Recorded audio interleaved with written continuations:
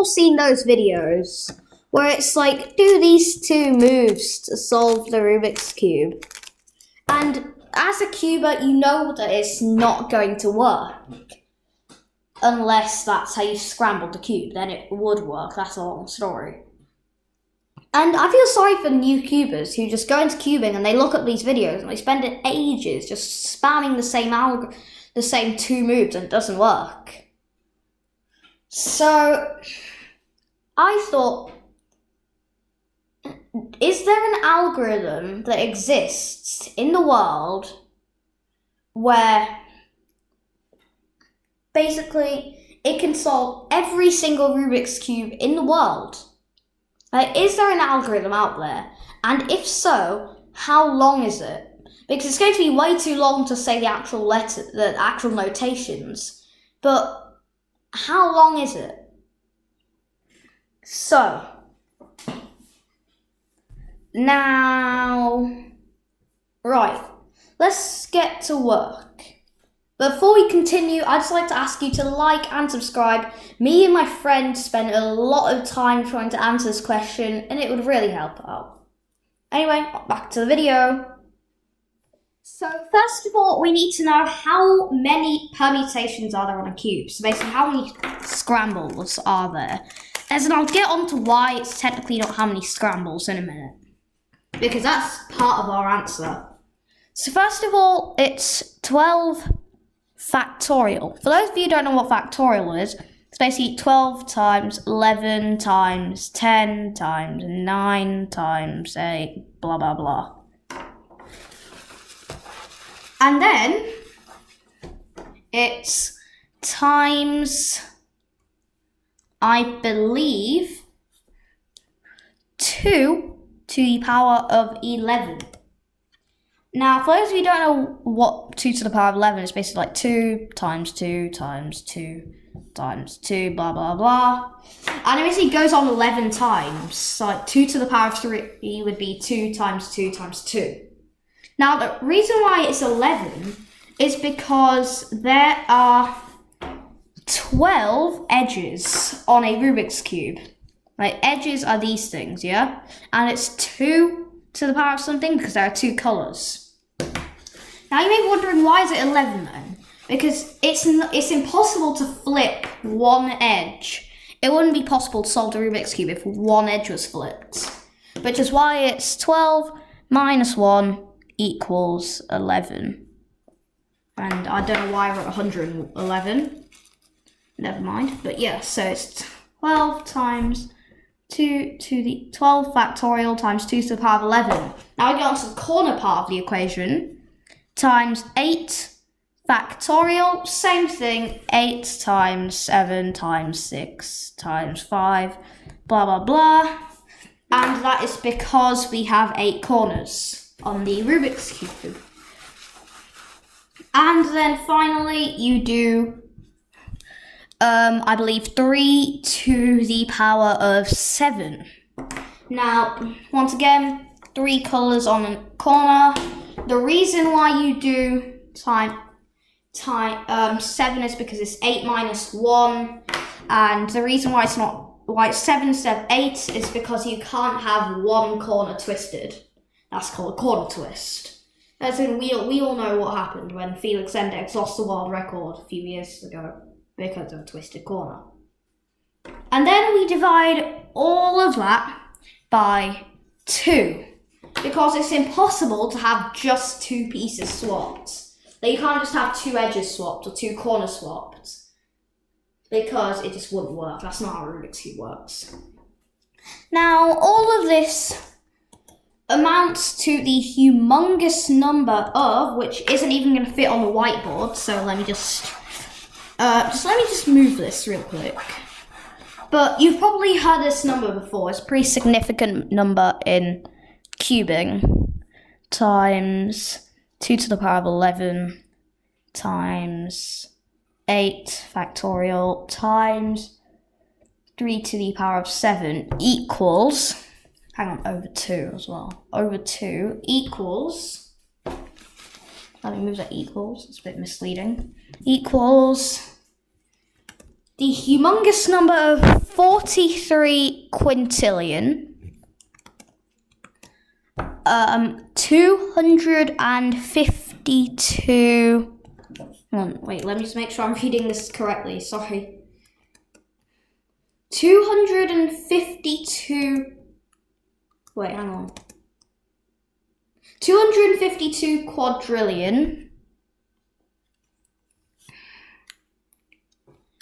And then 003, 274, 489, 856, and then 000. Okay, after quickly asking Mr. Google, I can confirm that the answer is 43 quintillion, 252 quadrillion, 3 trillion, 474 billion, 489,856,000. That is that number. Very confusing, I know. Now, I'm sorry if you can't properly see that number. Let me just move the camera up a bit. There we go. So, for those of you who want to write that down or something, that's 43,252,003,274,489,856,000. But anyway, now here's the thing. That number is the number of permutations, because take this corner here, yeah? I need to explain this. So this corner here, you may think that's a scramble. If I move it here, but it's rotating it, you might not think that's a scramble. But according to this algorithm, well, not algorithm, but according to that, this is a new scramble. So that means that technically, it's this number divided by 24 if it's like a human scramble. Now, I hope that makes sense. I really do. Because I don't want to give you guys false information. Basically, so there's 4 ways you can rotate the cube on any face, yeah? Then you can rotate it on 6 faces. So that's why we get 4 times 6 is 24. So it's this number divided by 24, which I can tell you is, yes, I have done the research on how to read this one. 1 quintillion, 802 quadrillion, 166 trillion, 803 billion, 103 million, 744,000. There we go. Sorry, I didn't realise that the full thing didn't fit on the camera. I was looking at Mr. Google. Anyway, so yeah, that is technically, this number is technically the number of scrambles on a Rubik's Cube. Yeah? Because this number here, this number,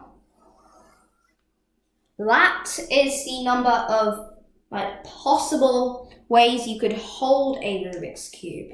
Found a word for it now. So, yeah, that's good to know. Now, let's get on to the question. So, as you've probably figured out by the fact that I'm making this video, there is an algorithm that can solve every single Rubik's Cube in the world. Now, the answer is pretty simple.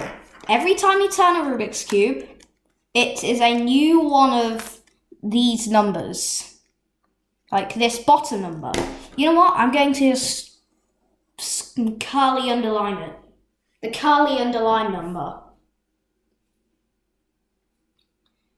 So, as I said, every time I turn one of these, it's a new one of the curly underline number. Now, that means there should be an algorithm that is that number long that can solve any cube. As in, you might not have to complete the whole algorithm to do it, but you could. Now that's why the word algorithm is misleading, because it's more it's more like just keep doing that list of notations, and then eventually, somewhere along that list, you will solve the Rubik's Cube. Now, this is part one of a really interesting side of the Rubik's Cube, like the maths behind the Rubik's Cube. So, maybe if you want me to hit this video, smash this like button under this video, and then I'll go into more detail about how robots and AI, all of them can solve Rubik's Cubes and the algorithms they use. About how a machine taught itself to solve Rubik's Cubes, because really, this side of Rubik's Cube is neglected, and it shouldn't be. Because more and more people should know this.